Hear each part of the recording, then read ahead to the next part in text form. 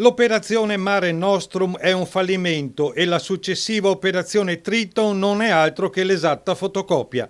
Nel frattempo gli scafisti continuano a riempire mercantili con migliaia di disperati e spedirceli in Italia, mentre l'Europa continua a fregarsene.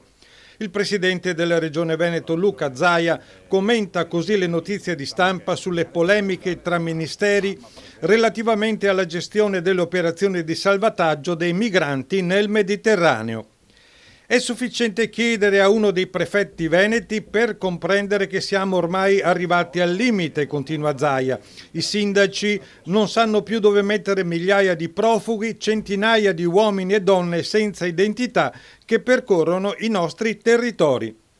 La si smetta dunque con questo buonismo, conclude Zaia, si chiudano le operazioni Mare Nostrum, il personale venga reimpiegato per riportare sicurezza nelle nostre città e nei nostri paesi. I milioni di euro di costo verranno più proficuamente utilizzati per aiutare questa povera gente disperata a casa sua attraverso accordi di cooperazione internazionale. Con 40 euro al giorno si possono soddisfare le esigenze di centinaia di migliaia di bisognosi, dice Zaia.